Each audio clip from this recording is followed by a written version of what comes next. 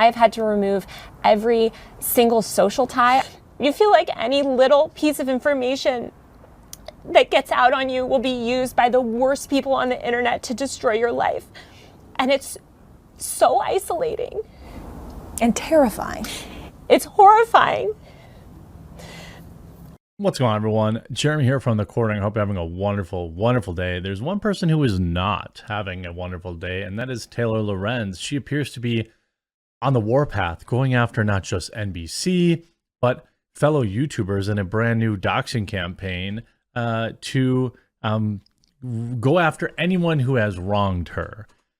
To, in my opinion, at minimum, intimidate them, because by her own definition, doxing is intimidation, but to also demonetize them and ruin their livelihoods. And also fighting a war on three fronts, going after libs of TikTok as well. What's great is everyone's wise to her game, because she's been doing it for 76 years. I mean, she's almost 90 years old now. So like, people kind of get it. But we're going to get into this huge story after a quick word from this video's sponsor, Sheath. Huge shout out to this video's sponsor. That's right, Sheath. These boxers are designed to keep your balls off your legs. Sheath has 3 individual compartments to keep everything down there separate and cool and comfortable. And hey, since they've been a long-time sponsor, I've heard from many of you who have tried out Sheath and really love it. They were invented by a U.S. Army soldier who came up with the idea for Sheath during his second tour in Iraq, where it was hot as heck and his boys needed to breathe. And on top of all sorts of awesome designs for Sheath, they've added all sorts of winter items, hoodies, gator necks, and all sorts of base layers. Head on over to the link in the description and pinned comment down below. Use my promo code to save and support the channel and keep everything nice, cool, and dry.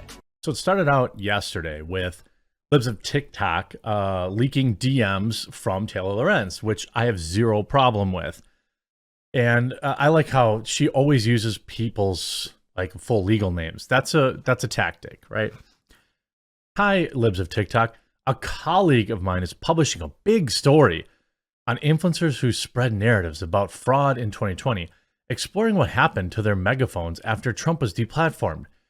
You are not one of these influencers, but your account has received extensive promotion from them. We mentioned in the story that your account has helped to foster people raising hands to each other, and that your posts have led to threats on people's lives against medical providers at a children's hospital. By the way, there's no actual direct tie between libs of TikTok and this that I've seen. And also threat, a thing that goes boom threat that mean everyone had to leave the hospital. We also say you intended to continue to, quote, target hospitals. Do you have any comment? So essentially it's like, we're going to write heinous lies about you in our ongoing effort that is completely transparent to try and get you deplatformed from Twitter. Care to comment?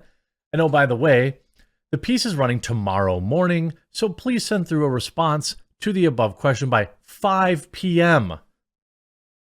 This was sent at 3:18. So investigative journalists gave libs of TikTok 1 hour and 42 minutes to see a DM, craft a reply to an obvious hit piece.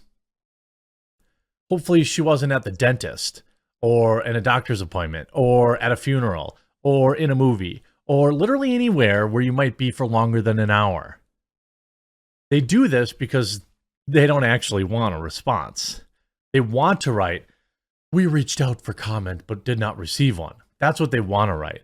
And when you do respond to them, they never actually frame it correctly.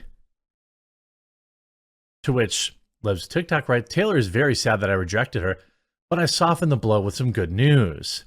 Her reply, "I'm sorry, I cannot date you. I'm straight." Hi, libs of TikTok. I think you accidentally replied to the wrong DM. This is Taylor Lorenz from the Washington Post, and we're asking you to reply to the above question.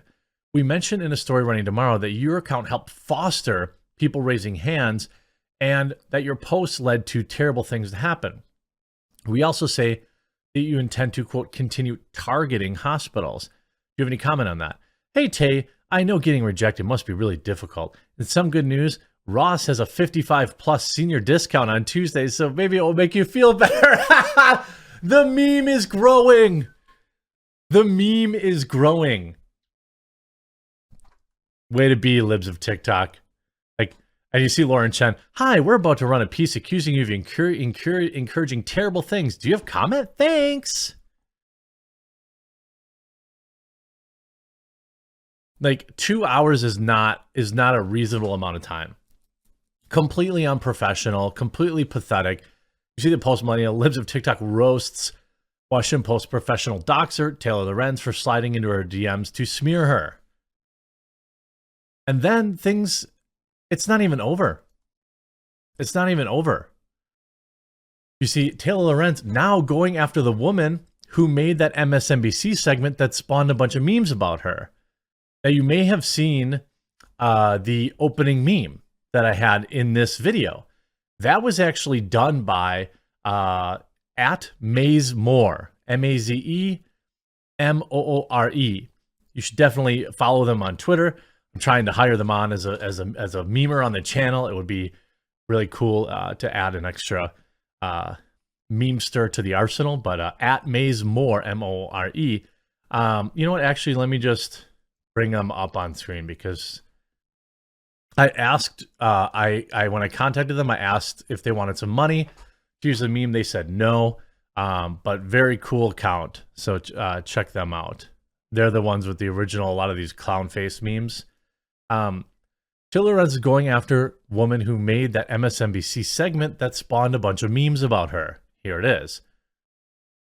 No bigger regret in my career than making the mistake of thinking Morgan Radford knew how to accurately report on mean words on the internet.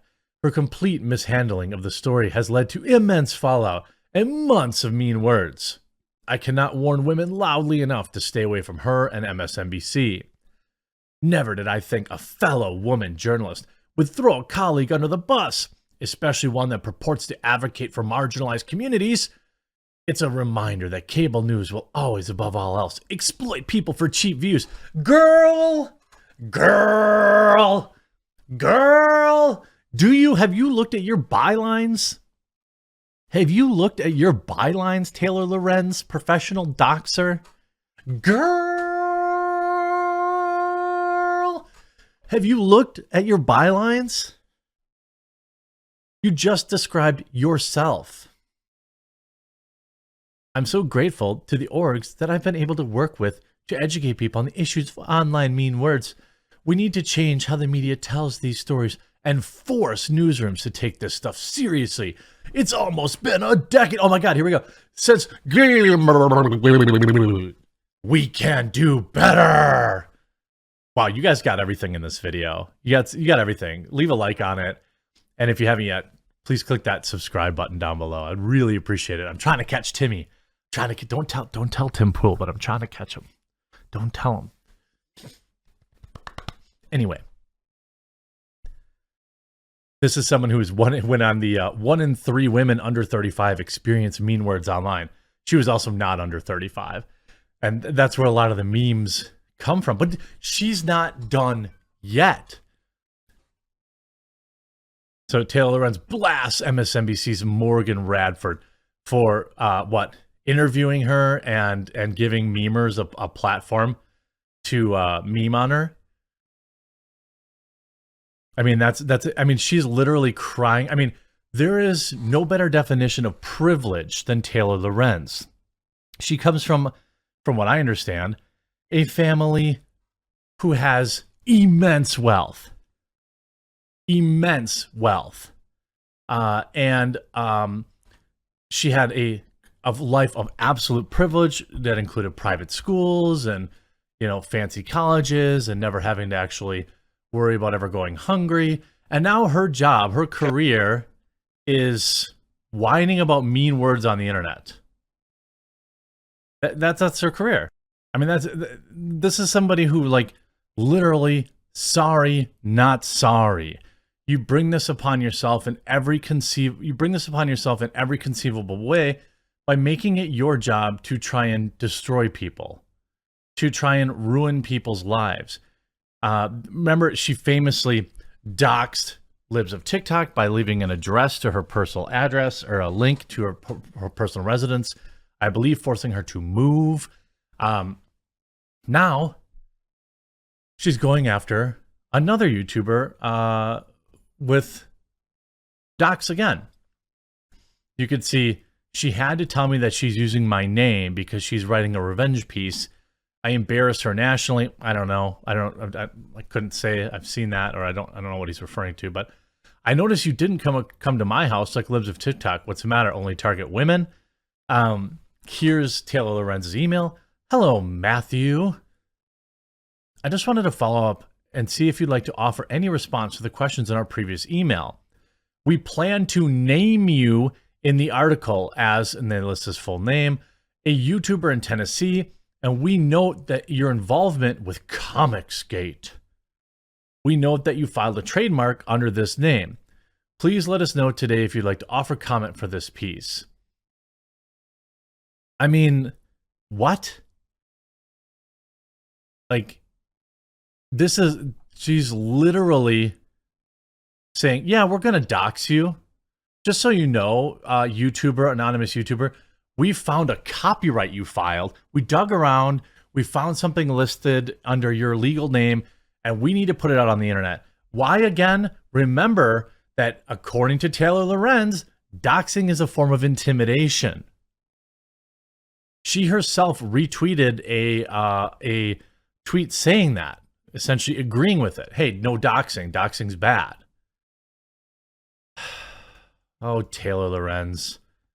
You think at your age you would know better. I absolutely appreciate everyone's support in this video. Thanks everyone who's headed over coffeebrandcoffee.com, picked up your coffee, tea, or cocoa using promo code TheQuartering. This kind of stuff's important when you got people like Taylor Lorenz trying to ruin everybody's lives and livelihoods and families' ability to support their families. I really hope you enjoyed this video, and we'll talk to you again real soon.